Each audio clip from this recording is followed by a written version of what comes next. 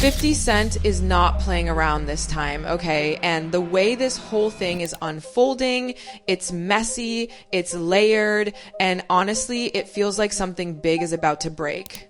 So listen, 50 Cent just went and announced a whole documentary about Diddy. Not some random YouTube expose, not gossip blogs, not whispers, a full documentary.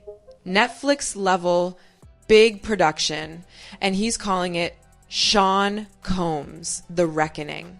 Even the title sounds like, yeah, something is coming. And right when that drops into the conversation, suddenly Usher pops up on Forbes talking all calm, all respectful, calling Diddy a legacy figure, saying he was misrepresented, saying his experience wasn't what the world thinks it was. Now, pause right there, because that timing, that's not random, that's not coincidence, that's strategy. It feels like Usher saw something coming and decided, let me say my version first before the world starts talking. That's what it looks like. And 50 Cent, oh, he noticed immediately. He didn't just sit quietly. No, he jumped on Instagram and basically lit a match. He posted that screenshot of Usher defending Diddy and then dropped that caption. And the way he worded it, it wasn't just shade.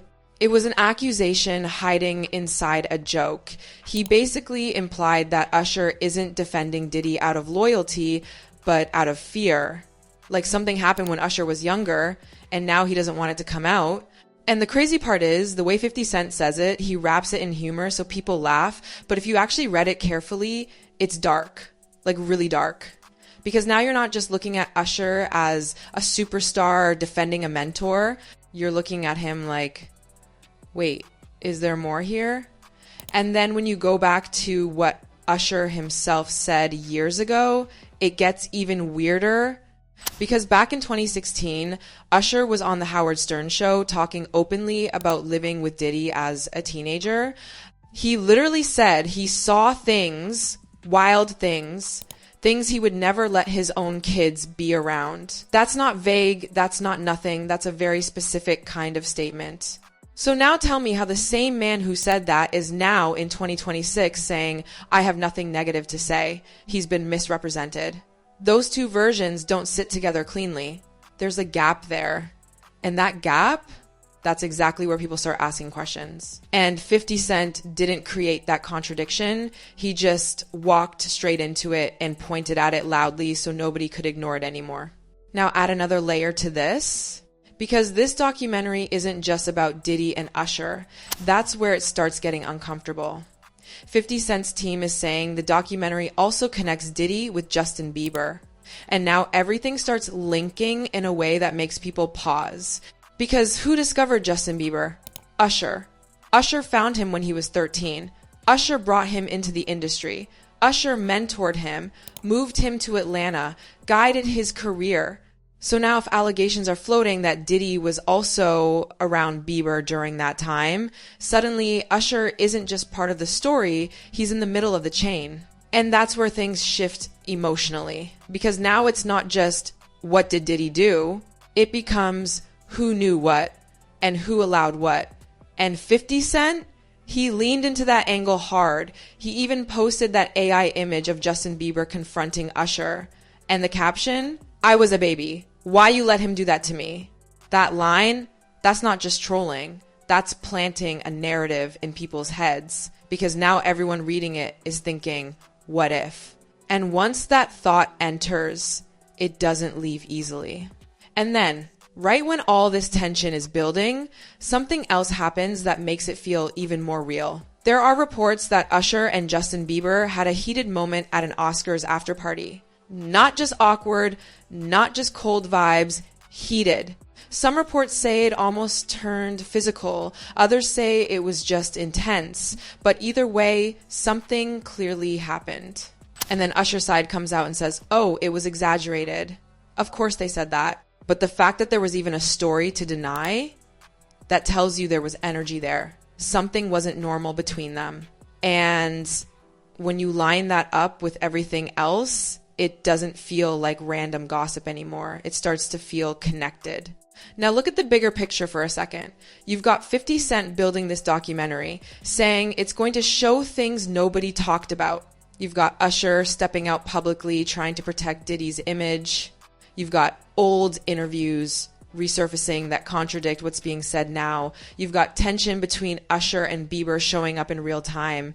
And on top of all that, Diddy himself is sitting there waiting on an appeal that could change his situation. Everything is happening at the same time, and the industry, silent. Nobody is jumping in to defend Diddy like Usher did. Nobody is backing Usher either. Everyone is just watching, waiting. Because right now it feels like everybody knows something could drop and nobody wants to be the next name dragged into it.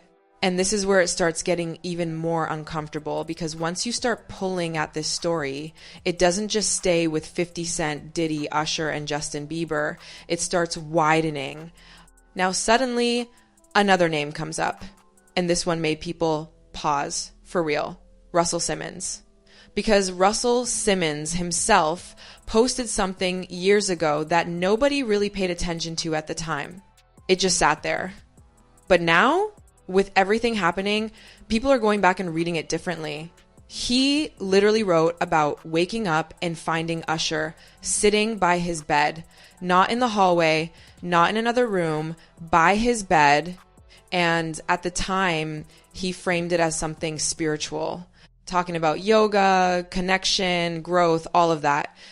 And people just accepted it because nobody was really questioning anything back then. But now, that same post hits different, because now people are asking, why was a teenager in your bedroom while you were sleeping? And more importantly, what kind of environment was this where that felt normal? See, that's the thing. None of these moments by themselves would feel this heavy, but when you start stacking them, it starts to look like a pattern instead of random stories. Usher being sent to live with Diddy at 13. Russell Simmons being around industry people calling it flavor camp, like it was some kind of training experience. But now people are looking at that whole setup like, wait, what actually went on in those rooms? And the crazy part is, nobody made these stories up. These are things people said themselves, posted themselves, admitted themselves.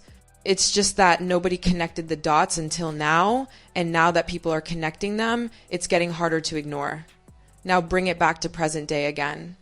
Because while all of this old stuff is resurfacing, 50 Cent is moving very differently from everyone else. He's not being quiet, he's not being careful, he's not trying to protect relationships. He's moving like someone who has nothing to lose. This man just locked in a massive partnership with Planet Hollywood, launching PH Live in Times Square. That's not small money. That's not a risky position. That's power. So when 50 Cent says, I don't care, it hits differently. Because he actually doesn't need approval from the industry anymore. He built his own lane outside of it, and then he does something that really shifts the tone of this whole situation. He donates $500,000 from the documentary, profits to organizations supporting victims of domestic violence and trafficking. Not vague donations. He named the organizations, made it public, made it real. Now, that changes how people look at him. Because now it's not just 50 Cent trolling again. Now it's like, okay, he's serious about something here. And that makes the documentary feel less like entertainment and more like a statement. Meanwhile, look at Diddy's situation. Diddy is sitting there waiting on an appeal hearing. His lawyer, Alexander Shapiro, is trying to argue that his sentence is too harsh. That hearing is coming up soon. And right before that, Usher steps out publicly and starts talking about Diddy's legacy, his contributions, how he's been misunderstood. That timing, again, it's not random. It feels like a PR move. Like setting the tone before the court makes a decision. But here's the problem. Nobody else is backing that narrative. If Usher was saying something everyone agreed with, you'd see more people stepping in, other artists, other industry names. But it's quiet. And that silence, it's loud because it tells you people are choosing to stay out of it. They're watching, waiting. They don't want to tie themselves to this until they see how it plays out. And honestly, that says a lot, because in situations like this, when people rush to defend someone, you can feel the support. Here, there's distance. And then you've got Russell Simmons also staying quiet. No clarification, no explanation, no response to people bringing up that old post. And when people with that level of power go quiet, it usually means they know anything they say could make things worse. So now everything is just building. You've got the documentary coming. You've got the court hearing coming. You've got old interviews resurfacing. You've got new tension showing up between Usher and Justin Bieber.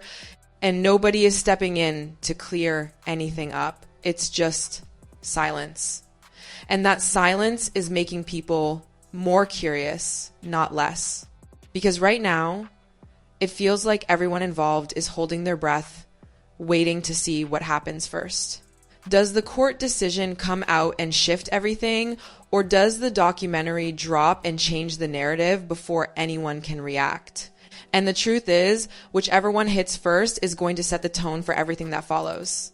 Because if that documentary actually shows even a fraction of what 50 Cent is hinting at, then suddenly all these old statements, all these interviews, all these moments, they're going to be reinterpreted in a completely different way.